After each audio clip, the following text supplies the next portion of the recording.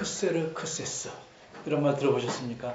크세르 크세스 새로 나온 초콜릿이 아닌가 그렇게 생각할 수도 있지만 이게 무엇인지는 좀 나중에 설명해 드리겠습니다. 여러분은 한국 역사도 다 잊어먹고 그런 판에 세계 역사까지 신경 쓸 틈이 없는지 모르겠습니다. 그러나 하나님 말씀을 잘 이해하려면 세계의 중요한 역사를 우리가 알아야 됩니다. 우리는 교육받을 때 그저 너만 생각해라. 너만 잘 돼, 너가 잘 돼야 된다. 이렇게 받아와서 늘 생각하는 것이 나 중심입니다. 여러 사람이 함께 사는 것과 세계 역사가 어떻게 가는지에 대해서 보는 눈이 없기 때문에 하나님께서 세상을 다스리는 것에 대해서 매우 무지한 상태에 있습니다. 예수님이 오시기 전에 오랫동안 지금의 그리스라는 나라가 다스렸습니다. 그 전에는 페르시아라는 나라가 다스렸습니다. 페르시아라는 나라는 성경에서 바사라고 그러는데 바사. 이 페르시아라는 나라에 아주 위대한 왕이 있었는데 그 왕 이름이 아하수에로입니다. 이 에스더의 처음에 나오는 아하수에로 왕이 그 왕입니다. 이때 페르시아는 아주 전성기였기 때문에 어느 정도 나라가 컸냐면 터키, 지금의 터키부터 쭉 옆으로 해서 인도까지 위아래는 물론 저 아래는 이집트, 이디오피아까지 아시아 전체와 아프리카 윗부분까지 전체가 한 나라로 통일되어 있었습니다. 그러니까 굉장히 큰 나라죠. 세계에서 가장 큰 나라, 가장 강대한 나라로 페르시아가, 바사가 존재했습니다. 그런데 크게는 우리가 이제 광역시, 이렇게 또 무슨 조그만 시를 나누듯이 크게는 20개의 광역군을 나눴습니다. 그리고 그 안에 다시 조그만 이렇게 도 같은 걸 뒀습니다. 경기도 이런 도같이. 그래서 무려 인도에서 구스, 에티오피아까지, 지금의 수단 지역, 거기까지 127도를 치지하는 왕이었습니다. 그러니까 굉장히 먼 거죠. 나중에 여기서 나오지만 그 바사의 서울에서 예루살렘까지 오는데도 걸어서 3달 반을 와야 되니까 움직이고요. 전체를 다니려면 굉장히 먼 나라니까 곳곳에 총독을 둬서 다스리게 됩니다. 근데 이 왕이 통치 제3년 되던 해에 중요한 모든 신하들을 전국 각곳에서 불러서 잔치를 합니다. 왕이 새로 바뀌면 이제 얼굴도 익힐 겸 큰 잔치를 벌이고 상을 줘서 나라를 든든히 합니다. 근데 왜 제3년에 하냐면 늘 왕이 즉위하고 나면 늘 분쟁이 생깁니다. 다툼이 있기 때문에 그게 안정된 다음에 제3년에 그러니까 주전 아마 483년쯤 됐을 때 그때 왕이 모든 그 신하들 큰 중요한 관료들을 모아서 이제 향연을 크게 합니다. 그래서 그 180일 동안 왕이 잔치를 했습니다. 그러니까 180일 동안 그러니까 얼마나 나라가 부강합니까? 6달 동안을 잔치를 하고 그렇게 많이 잔치를 함으로써 나라가 얼마나 위대한지를 잘 보입니다. 그리고 이제 그게 끝난 다음에 7일 동안 막바지 이제 잔치를 합니다. 이때 이제 왕이 흥겨우니까 자기의 아주 아름다운 왕비를 전체 신하들한테 보여서 자랑을 하고 싶었어요. 좀 칠푼이기가 있죠. 부인 자랑하는 사람은 어떻다고. 굉장히 그런 왕이 그런 취응에 끌려서 그렇게 했는데 그래서 왕이 왕후 보러 나오라고 했습니다. 근데 이 왕후가 정말 간이 큰지 왕명을 거절했습니다. 그러니까 왕의 체면이 뭐가 되겠습니까? 굉장히 분노했습니다. 그래서 이 일을 어떻게 할까 고민하다가 중요한 7 대신과 의논합니다. 그랬더니 이 대신들이 하는 말이 왕명을 어긴 자를 어찌 왕으로 두겠는가? 이혼시켜야 된다. 폐위시켜야 된다. 이렇게 말합니다. 그렇게 하는 중요한 이유는 이렇게 폐위를 시키는 중요한 이유는 만일 이 사실을 알면 온 전국에 있는 그 전국이라는 건 한민족이 아니니까 아내들이 남편을 우습게 보고 말을 안 들을 것이다. 이건 가정이 무너지면 나라가 무너진다. 그래서 전국 방방곡곡에 포고를 붙여서 이러이러한 이유로 이 왕후를 폐위시킨다고 반포하십시오. 그래서 왕이 그렇게 행했습니다. 졸지에 이 왕후는 쫓겨나고 맙니다. 그리고 나서 시간이 지나니까 분노가 가라앉고 살았던 정이 있고 자기가 보았던 아름다움이 있으니까 측은감이 생기고 여러 가지 감정이 생깁니다. 그러니까 신하들이 그렇다고 다시 왕으로 세울 수 없으니까 이번엔 전국 각지에서 처녀들을 뽑아서 중전을 간택하라고 합니다. 그래서 이름 있는 명망 있는 혹은 아름다운 처녀들은 다 궁중에 불려 모아서 오랫동안 몸을 단장하고 하룻밤씩 나가서 왕한테 나가서 그 중에 선택된 사람이 에스더라는 여인입니다. 이 에스더는 유대 나라 사람인데 거기서 포로로 잡혀와서 거기서 살고 있었습니다. 근데 부모가 일찍이 돌아가셔서 사촌 오빠, 아버지 같은 사촌 오빠에게 양육을 받았습니다. 그러니까 오빠가 아버지 구슬을 하고 딸처럼 키웠습니다. 그 오빠 이름이 모르드게입니다. 이렇게 해서 왕으로 간택된 다음에 왕궁에 있은 뒤에도 이 오빠와는 연락이 계속됐는데 이 모르드게는 늘 이렇게 연락하고 그러기 위해서 또 그 왕의 대궐 앞에 규칙적으로 잘 나타났습니다. 그런데 마침 그 왕의 대문 앞에 있다가 어떤 두 신하가 자기들끼리 얘기하는 걸 우연히 듣게 됐습니다. 이거는 지금 아하수에로 왕을 암살하고 이 나라를 이렇게 가로채자 하는 암살 음모를 알게 됐습니다. 이걸 알고 빨리 자기의 그 여동생 에스더 왕한테 알려서 이 왕과 왕에게 알린 바람에 이 사실을 조사해서 결국 그 반역자들을 잡아냈습니다. 그리고 왕의 일지, 우리나라 말하는 왕조실록, 그 왕궁 일지에 기록해놨습니다. 그리고 그 역사는 그냥 지나간 듯 보였습니다. 그 뒤에 왕은 자기 신하들 중에서 하만이라는 사람을 아주 총애해서 최고의 대신으로 제일 높은 사람으로, 요새로 말하면 수상이나 국무총리로 세웠습니다. 그리고 아주 총애한다는 표시로 모든 왕의 신하들이 사실은 왕한테만 절을 하는 것인데 이 하만에게도 왕에게 보이는 예우로 절을 하라고 명령을 내렸습니다. 이 하만은 기고만장하죠. 모든 사람이 자기를 왕대하듯 하니까 그저 1인지하, 1인지상 만인지하라고 하나요? 한 사람만 자기 위에 있고 나머지는 저기 발밑에 있어요. 아주 기고만장했습니다. 근데 이 사람을 열받게 하는 사람이 하나 있어. 왕궁에 가서 만났는데 절대 절을 안 하는 거예요. 이 사람이 모르드게입니다.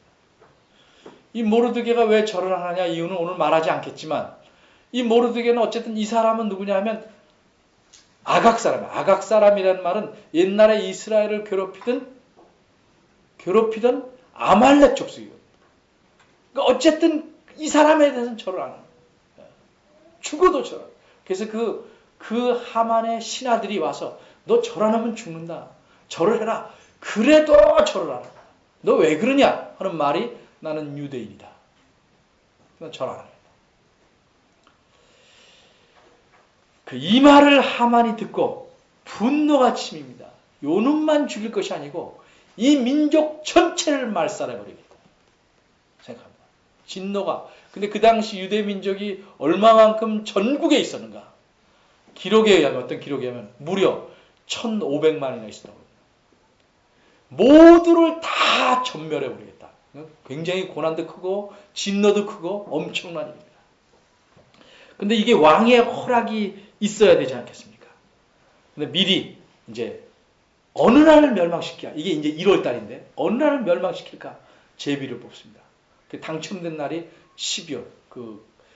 예수님이 오신 뒤에는 달력이 하나로 통일됐지만 그 전에는 나라마다 다 달력을 따로 쓰고 있었습니다. 그 나라 달력으로 12월 13일에 죽이기로 날짜가 나왔습니다. 왕의 허락을 받기 위해서, 왕의 허락은 모든 나가는 공문에 이렇게 옥새처럼 왕이 낀 큰 반지를 도장을 찍어야 되는데 그 허락을 받기 위해서 가서 어떻게 하는 게 좋겠습니까? 왕에 대한 반역, 왕의 명령을 어겨서 왕에 대한 반역을 꾀했나이다. 이렇게 말합니다. 그리고 그거로 좀 약하니까 이 하만이 자기가 가진 재산 중에서 은 1만 달란트를 왕의 창고에 넣어드리겠습니다. 왕에게 선물을 하는 거죠. 근데 은 1만 달란트는 도대체 얼마나 양인가 보면 1만 달란트는 무게로 350톤. 그러니까 제가 타고 다니는 티코로 400대 정도 분량되는 거예요. 겨우 400대. 그러면 은 한 돈이 얼마인지 모르겠는데, 뭐 그 가격 따라 다르지만 10,000원 한다고 물론 잡은다면 은이니까 10,000원 하면 은 1만 달란트의 가격은 우리가 평생 드러나 볼 수 있는 말에 1조 원이에요. 1조 원. 만약 은 한 돈에 5,000원 한다면 5천억 원이죠. 그것을 그러니까 이 사람도 굉장히 재물을 많이 모았고 왕은 그 많은 돈에 뭐 민족 하나 죽이는 게 뭐 어려워. 그래라. 민족이 어느 민족인지도 모르고 그냥 그래라. 반지를 뺏어줍니다. 그래서 전국 방방곡곡에 12월 13일에 모든 사람들이 일어나서 유대인을 쳐 죽이고 재산을 다 차지해라. 이것만큼 좋은 일이 어디 있어요. 뺏는 대로 다 가질 수 있다니까. 전국에 방이 다 붙였어. 이 잔악한 학살 명령이 전국에 퍼지니까 난리가 났죠. 우선 그 서울인 수산이라는 도시에는 모든 유대인들이 베옷을 입고 통곡을 합니다. 전국 방박이 굵은 베옷을 입고 통곡을 합니다. 이제 살아남을 날짜는 1년입니다. 1년 뒤에는 이 민족이 땅에서 몰살됩니다. 모르드게가 굵은 베옷을 입고 대궐 앞에 왔습니다. 근데 그 나라 법은 베옷을 입은 사람은 대궐 안으로 들어올 수 없답니다. 큰 궁궐, 서울에 이렇게 남대문 같은 큰 궁궐 안으로, 도성 안으로 들어올 수 없어요. 근데 그런 사실을 에스더에게 그 신하들이 전했습니다. 그 에스더가 자기 내시와 그 궁녀를 보내서 왜 오빠 그렇게 계시냐, 이걸 좀 벗어라. 그래야 가까이 와서 만나지 않겠는가. 그럼에도 불구하고 끝까지 안 보고 있습니다. 그랬더니 가장 최측근, 말을 전해도 새지 않을 그런 위험이 없는 최측근의 사람을 에스더가 보냅니다. 그 사람의 이름이 하닥입니다. 오늘 10절. 하닥에게 말합니다. 보내서 무슨 이유인지 알아와라. 그러니까 이 하닥에게 드디어 모르드게가 말합니다. 내가 베옷을 입은 건 이러이러한 일이 생겼다.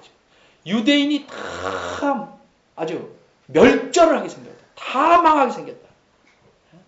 그리고 이 일을 성사시키기 위해서, 이루기 위해서 하만이 은 1만 개, 7절에 보면 은의 정확한 수요까지도 하닥에게 말했어요. 은 1만 개를 왕의 창고에 넣기로 했다. 사실인지 아닌지 확인해봐라. 더군다나 지금 전국 방방곡곡에 배포된 왕의 명령서, 조서의 초본을 줬습니다. 그러면서 말해요.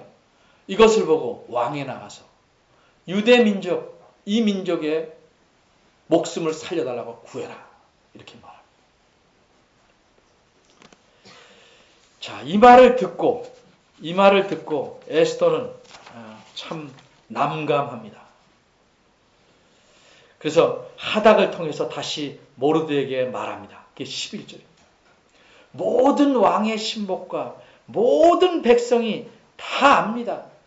너만 모른다가 아니고 당신도 알지 않습니까? 남자든 여자든 어린아이든 누구든 왕이 거처하는 안쪽 궁에 들어가면, 부르지 않았는데 들어가면 거기에 해당하는 법은 딱 하나니 무조건 죽이는 것입니다. 우리가 영화 같은 데서도 보면 전에 나오는 영화, 영웅인가 하는 영화들이죠. 왕의 백보 이내로 들어오는 자는 무조건 죽이게끔. 그런 것처럼 옛날에 그 위대한 왕들은 여러 민족을 통합했기 때문에 언제 죽을 줄 몰라요. 그리고 대부분 암살당해서 죽어가기 때문에 자기를 굉장히 보호합니다. 그래서 안뜰에 엄급 이렇게 범접하면 들어오면 무조건 죽이게 돼요.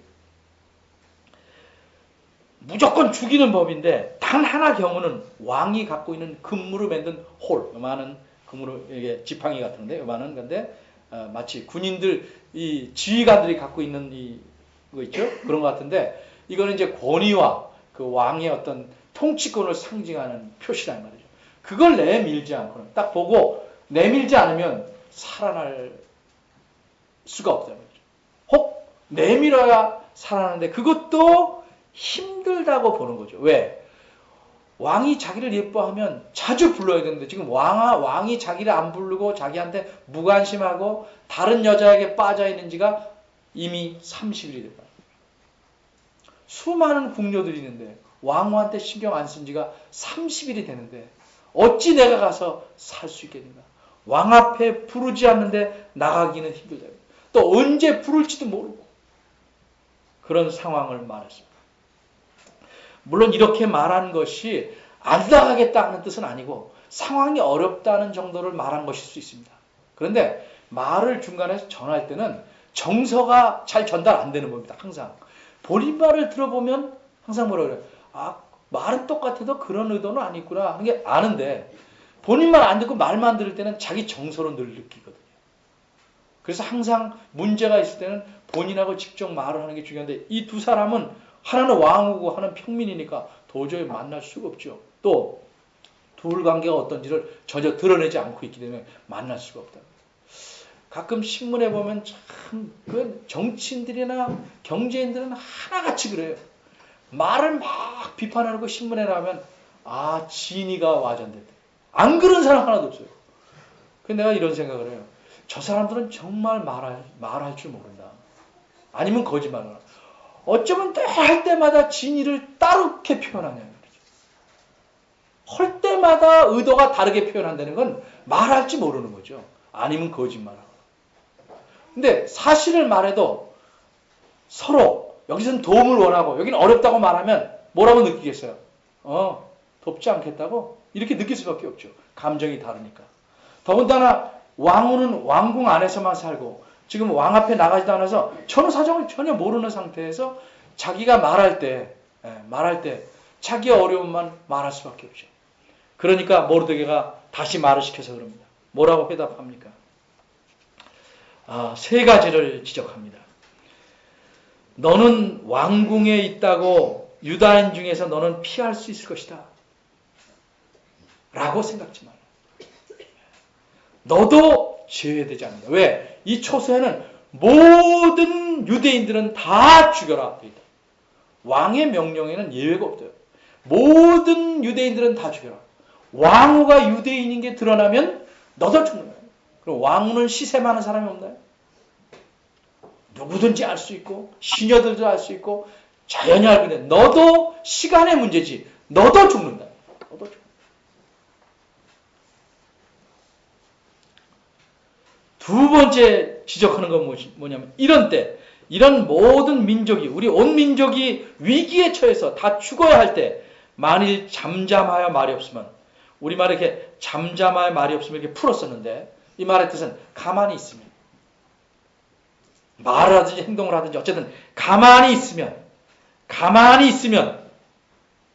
모든 게 무너지는 게 아니고 다른 데로 말미암아 노임과 구원을 얻을 것이다. 이 다른 데가 하나님인지 아닌지는 모르겠어요. 이 사람의 말이. 근데 이분이 학자들 생각할래 그렇게 신앙이 경건하게 훌륭하다고 생각하진 않아요. 이 에스더는 특징이 하나님이란 말이 하나도 없어요. 그래서 처음에는 이거 뭐 성경에 집어넣어. 이렇게 학자들이 많이 생각했어요. 근데 하나님 말이란 말이 없어도 전체를 보면 하나님이 늘 이 안에 함께 있는 그 생각을 하지 않고는 읽을 수 없어요. 그래서 하나님이 드러나지 않았을 뿐이지 이 배후에서 강하게 역사하고 있는 글이다. 이렇게 학자들이 생각해서 이건 진정한 하나님의 말씀이다 하고 에스더를 성경에 집어넣었어요. 그래서 에스더서는 무엇을 가장 잘 가르쳐주는 내용이냐면 하나님의 섭리. 사람 눈에 보이진 않지만 모든 걸 움직여 가시는 하나님의 섭리에 대해서 가르쳐주는 책. 그럼 에스더라. 에스더. 이런 사람도 있잖아요. 사람들도 자기 이름 하나도 드러내지 않고 열심히 일하지만 항상 일하는 데는 그분이 있는 거예요. 근데 그 사람 이름도 몰라. 근데 가보면 늘 그 사람은 있어. 그러면 이름이 없었기 때문에 그 사람이 거기 없다고 말할 수는 없죠. 하나님이라는 이름이 왜 없는가? 여러 학자들이 추측은 하지만 어쨌든 에스더에서는 하나님 이름이 하나도 없어요. 하나도 없고 하나님이 어떻게 배후에서 일하시는가 하는 면들을 잘 드러내고 있습니다.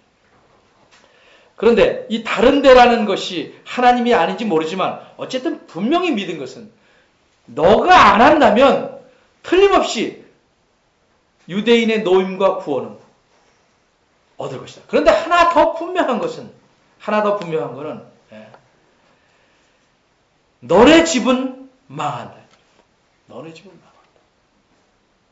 근데 이렇게 이분이 그렇게 경건하지는 않다 할지라도 왜 유대인들은 노임과 구원을 얻을 어떻게든 생길까 생각했냐면 이분이 유대인이기 때문에 하나님 백성이기 때문에 하나님의 약속에 대해서는 분명히 믿고 있습니다.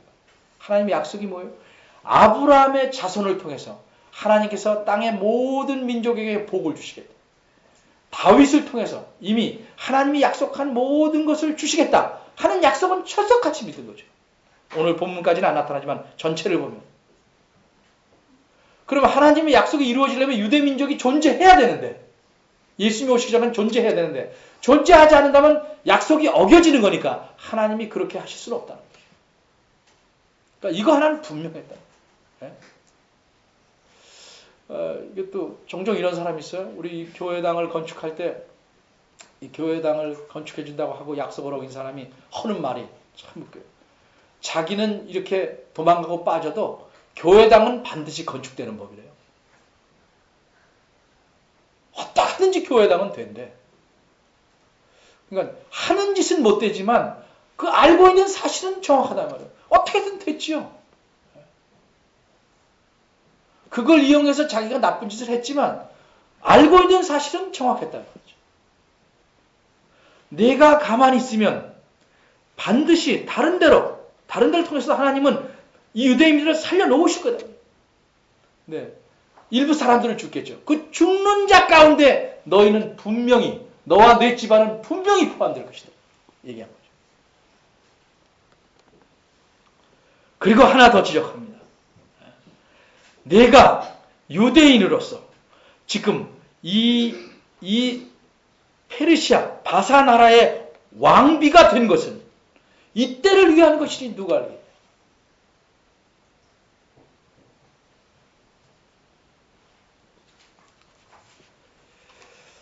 이 말을 듣고 에스더는 결심을 합니다. 그래서 회답합니다. 우선 급하니까 이 수산 서울에 있는 유대인들을 다 모아서 3일 동안 금식하십시오. 정말 하나님께 간절히 구해옵시오. 나도 내 시녀들과 더불어 그렇게 하겠습니다. 그리고 나서 규례를 어기고 왕한테 나가겠습니다.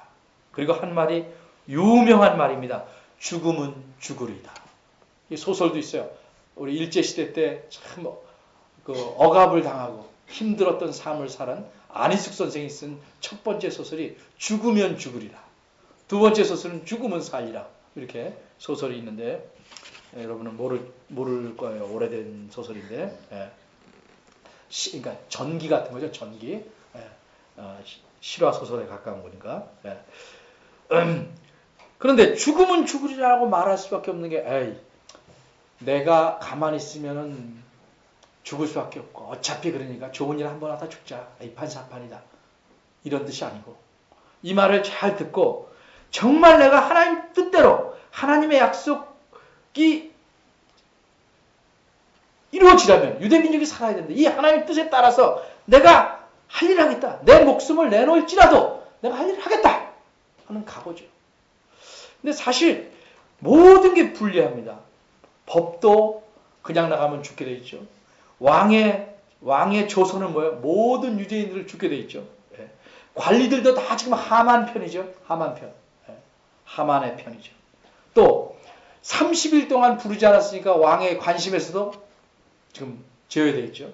더군다나 지금 이 왕이 아름다운 사람을 찾는, 옛날의 왕들이라는 건 대부분 우리나라도 그렇지만 식탐하고 색탐하는 사람들이잖아요. 왕이라는 게 대부분 하는 짓이. 아니면 나가서 싸우고 와서 식탐하고 색탐하고, 싸우고 가서 식탐하고 색탐하고. 이게 왕의 짓들이에요. 대부분 보면. 그런데 거기다가 3일까지 아무것도 안 먹고 왕비가 그러고 나간다면 그 예뻐 보일 수 있겠어요? 모든 상황이 인간의 기대로는 이루어질 수 없는 불가능한 상황이에요. 그런데 뭐라고 나갑니까? 내가 하나님 뜻을 행하겠다. 죽더라도 행하겠다 하고 나갑니다. 자, 이제 여기서 우리 이게 이제 오늘 본문의 이야기입니다. 이 본문의 이야기를 우리가 좀 생각해 봐야 되겠습니다. 이런 본문을 기록한 까닭은 뭘까? 에스더가 그래도 얼굴만 예쁜 게 아니고 마음도 고맙다. 모르드게 아니었으면 큰일 날 뻔했다. 뭐 하만 나쁜 놈이다. 뭐 이런 얘기하는 거 아니에요. 어떤 사건, 일어난 일을 통해서 하나님이 어떻게 행하시는가 하는 것들을 보여주는 거죠. 성경은 항상 하나님이 어떤 분이시고 어떻게 일하시는가에 초점을 맞추는데 그 사실을 놓치면 우리는 그저 이게 하나의 그냥 소설처럼 보는 겁니다. 우선 여기 이 이야기 1에서 4장까지 쭉 보면서 여러 가지 이야기들이 섞여 있지만 뚜렷하게 드러나는 것은 하나님께서는 온 세상을 움직이면서 어떤 목적을 갖고 계시는 거죠. 성경이 늘 가르쳐. 하나님은 그저 아무렇게나 세상을 지어놓고 니네들 각자 살아가라 하는 게 아니고 뚜렷한 목적을 가지고 세상을 움직여 나가시는 거죠. 그 세상을 움직여 나갈 때 대충 하시는 게 아니라 섭리로서 움직여요. 섭리. 그걸 우리가 섭리라고 표현해요. 어떤 학자는 그럼 섭리가 뭐냐? 섭리가. 하나님께서 기쁘신 뜻에 따라 모든 것을 움직이고 조절해 나가시는 것을 섭리라고 하는데 그걸 다른 말로 이렇게 표현해요. 그 말이 아주 멋있는 말이에요. 어느 곳이나 모든 것을 집중해서 보시는 안목, 집중해서 보시는 관찰 이렇게 말해요. 사람이 집중한다는 한 곳인데 하나님은 어느 모든 곳인지 집중해서 주목하고 계시는 것이 섭니다. 그게 나라든 사회든 개인이든 어린아이든 노인이든 모든 사람, 모든 큰일이든 작은 모든 것을 다 집중해서 보고 계시는 것. 그게 섭니다.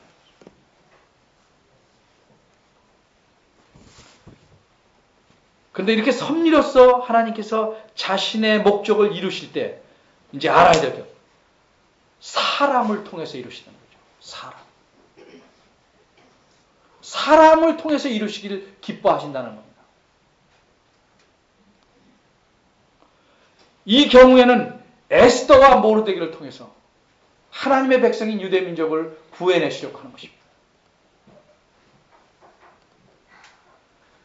근데 두 번째 중요한 사실은 그 하나님이 택해서 이루고 쓰시려고 하는 사람이 거절해도 하나님의 목적은 여전히 하나님이 이루신다는 거죠.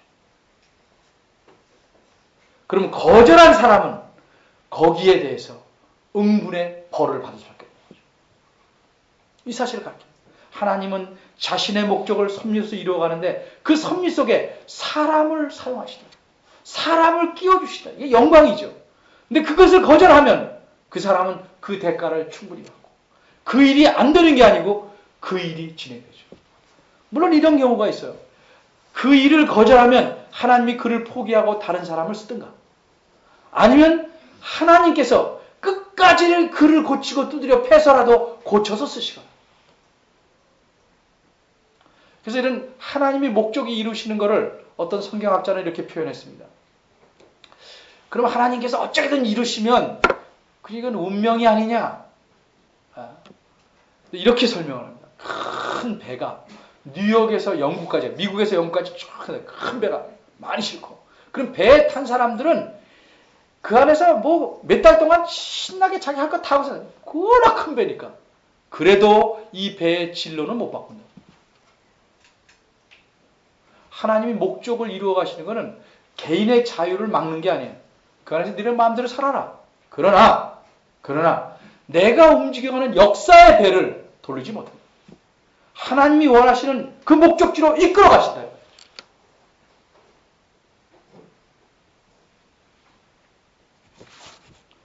에스더서 전체가 주는 것은 하나님께 가르치는 건 하나님은 섭리로서 자신의 뛰어난 섭리로서 자기 백성 전체를 보호하신다.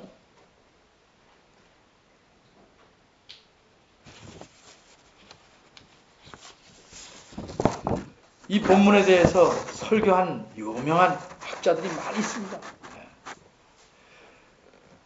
그 중에 여러분 스펄전이라는 유명한 설교자가 이 본문에서 설교했어요. 여러 가지 얘기하는 가운데 이런 적용을 합니다. 이 하나님의 말씀, 하나님의 섭리를 이해하고 정말 누가 아느냐? 너가 지금 이런 위치에 있는 것이 이때를 위함인지 누가 아느냐? 이 말에 귀를 기울여.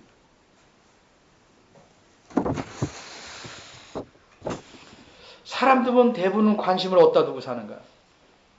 사람들은 전부 자기 가족에만. 근데 여러분 생각해 보십시오. 우리가 이렇게 나만 알고 살다가 정말 하나님의 은혜로 정신 차리고 생각해 보는 거예요. 하나님의 은혜로 예수님을 믿게 됐어요. 그래서 우리 가족이 진정 그 사실을 안다면 우리 가족이 이제는 몇 사람이 아니고 하나님 나라의 가족이 전부 우리 가족이에요. 그럼 적어도 그 나라 전체에 대해서 희미하게라도 생각을 늘 하고 살아야 된다는 말이죠. 우리가 왜 가족을 생각하면 찡해요? 자기가 거기 속해 있기 때문에. 근데 교회를 생각하고 하나님 나라 생각하는 전혀 띵하지 않아요. 왜? 가족이 아니라고 생각하니까. 그리스도 때문에 우리는 하나님의 가족이 되고 하나님의 백성이 되고 교회를 이룬 거예요. 그러니까 우리 머릿속에 늘 생각이 교회 전체를 위해서, 하나님 전체를 위해서 내가 어떻게 살아야 될까를 생각해야 돼요. 내가 가진 모든 것, 재능이나 재물이나 시간이나 뭐 여러 가지 솜씨나 모든 것을 어떻게 쓰는 것이 바람직한 것인가? 혹은 이때를 위한 것이 아닌가 생각을 해야 돼요. 근데 그런 생각 전혀 없어요. 나한테 좀 돈이 많이 생겼다면 이걸 하나님 나라에서 어떻게 쓰는 것이 효율적일까 생각해야 되는 것이고, 나한테 집이 좀 크게 생겼다면 어떻게 우리 교우들을 좀 잘 대접하고 편하게 모실까? 또 적어도 하나쯤은 생각해둬야 돼요. 나한테 좋은 옷이 생겼으면 또 옷이 없는 사람은 어떻게 해야 되는가? 나는 뭘 해야 되는가? 이런 걸 생각을 해야 된다는 거죠. 아무 생각 없이 그 오로지 자기한테 주어진 좋은 것만 생각하는 사람. 이것을 스폴전 목사님 뭐라고 하냐면 이건 우리를 채워주는, 우리를 채우고 있는 수갑이다. 족쇄다. 그게 이기심이에요. 이기심.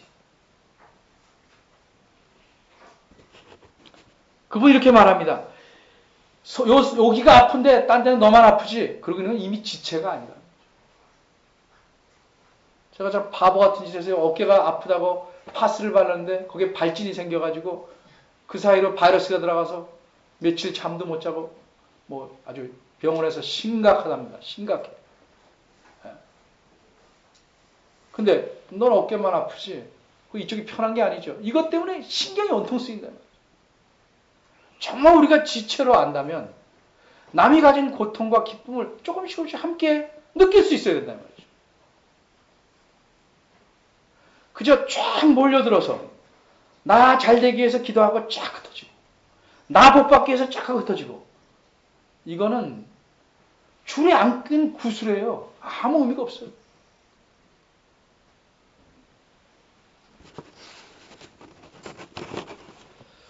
여러분 이렇게 바꿔 생각해 보십시오. 하나님은 나를 필요로 하신다.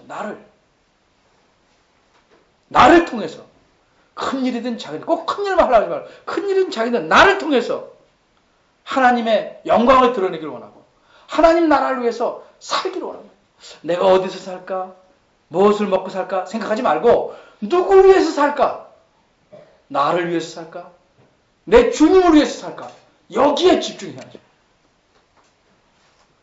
주님을 위해서 사는 자가 굶는 법은 없어요. 나만 위해서 사는 자는 굶을 수 있다 이 말이죠.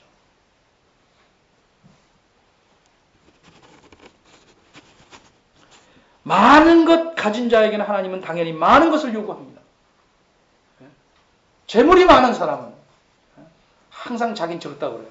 상대적으로 많은 사람은 많이 써야 될 것이고, 시간이 많은 사람은 시간을 써야 될 거고, 학식이 많은 사람은 그걸 더 활용해야 될 것이고, 다 해야죠. 건강한 사람은 약한 사람은 돌봐야 될 것이고, 무엇이든지 해야 되죠. 그런 걸 통해서 하나님은 하나님의 뜻과 목적을 이루어가시는 거예요. 무슨 큰 일을 해서 이루어가는 게 아니란 말이죠. 여러분 자전거의 체인 아시죠? 체인. 그 하나하나 별거 아니지만 묶여 있어야 자전거가 가는 것과 똑같아요. 하나님은 그렇게 일해 나가신다. 여러분 각자를 소중히 여겨서 각자가 맡은 일을 해서 하나님 나라를 진행시키기 원하는데 그런 생각이 없으니까 자기는 여기서 또 빠져나왔다가 다시 들어갔다가 이렇게 살고 있다는 거죠. 하나님의 목적과 어떻게 하나님께서 이 세상을 움직이고 자기 백성 하나님의 나라를 이루어 가시는가, 그 섭리를 믿는 자마다, 믿는 자만이 헌신할 수 있습니다. 그걸 모르면 헌신할 수 없어요. 그래서 이 땅에 있을 때는 나라가 어쩌고 그러다가 바깥으로 나가면 애국자가 되는 거예요. 애국심을 표현하는 방법은 다양하지만 지금 내게 주어진 이때, 내게 주어진 이것이 정말로 하나님을 위해서, 교회를 위해서, 하나님 나라를 위해서 사용할 것이 아닌가 늘 생각해야 돼요. 근데 대부분은 욕심과 비겁함 때문에 말하잖아요. 어떤 미국에 있는 학자는 이렇게 말해요. 교회가 너무 비겁하다는 거예요. 미국 전체가 낙태의 천국인데 거기에서 말하고 있지 않아요. 그렇게 말하면 교인들이 교회에 안 올까 봐.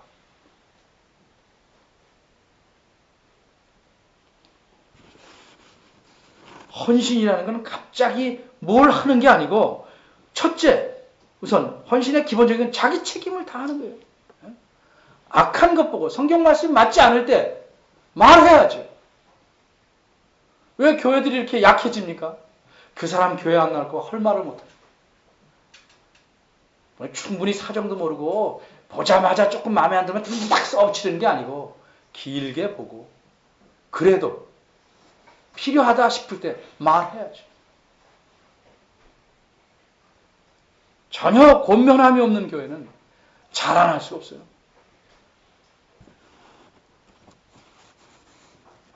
사람들이 상당히 덜 지혜로운 것 같아요. 공부를 이렇게 수학을 어떤 사람이 잘 풀어요. 그럼 가서 물어요. 어떻게 너 수학 잘하냐? 묻죠. 정상적이죠. 근데 수학을 아주 못해요. 근데 가가지고 어떻게 하면 수학 못하냐? 이렇게 묻는 사람 하나도 없어요. 또 수학 못하는 사람한테 너 어떻게 하면 수학 잘하냐? 그러면 약올로 줘. 이걸 자기는 진심으로 왔어요. 자기보다 조금 잘해. 5점 많으니까. 그래도 얘는 화가 나는 거죠. 날 비꼰다.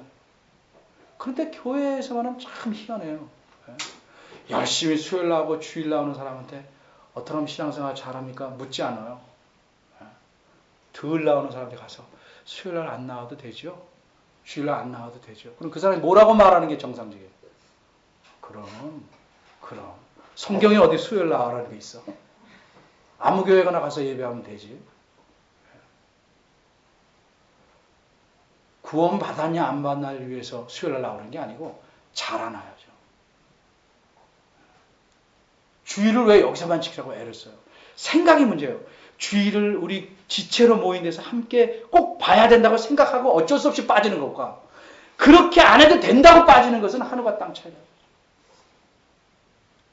여러분 뒤집어 생각할까요? 내가 꼭 여기서만 설교해야 돼요? 돌아가면서 할까요? 오랜 데 많으니까? 그러면 뭐라고 생각하겠어요? 저게 목사야. 어떤 게 지교회야? 이렇게 생각할 거 아니에요. 저한테는 그럴 거면서. 그러니까 물을 때 지혜롭게 생각하고 물어야죠. 근데 왜 그렇게 묻냐면 자기 마음속에 자기 입장을 옹호해 주길 바라니까 그럴 만한 사람한테 가는 수도 있어요. 그건 뭐냐? 헌신하지 않아서요. 책임을 다하지 않은 거죠. 두 번째, 마지막으로 설명하는 거예요. 헌신이라는 거는 희생을 생각해야 돼요. 희생. 왜 내가 예수 믿는가? 이 많은 은혜를 왜 받았는가? 다른 지체들을 위해서 희생하는 거죠. 내가 왜 이 가장으로 혹은 아내로 하나님 내주시는가? 이 가정을 위해서 희생하는 거죠. 옆에서 희생을 강요하라는 게 아니에요. 내 마음에 희생할 마음을 가져야죠. 나는 모든 걸 누리며 부리며 살겠다는 모든 걸 깨트리는 사람. 그런 사람은 하나님의 섭리를 알지 못해요. 하나님은 모든 사람을 살리시려고 누굴 희생하셨어요? 자기 아들 그리스도를 희생합니다.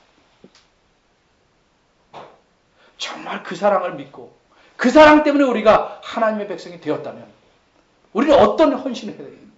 겨우 책임 다하는 것도 귀한 일이지만 그걸 넘어서서 성숙하다면 희생해야죠. 뭘 희생합니까? 시간, 재물, 뭐든지 희생해야죠. 하나님이 기뻐하십니까? 효과가 있든 없든 하나님 기뻐하시면 희생하는 거예요. 그게 없이는 하나님 나라가 튼튼해질 수 없어요. 바꿔 말하면 하나님이 튼튼하게 하시지만 우리는 그 일에서 제외되는 겁니다. 그런 교회는 무너져야 되고 망해야 되는 겁니다.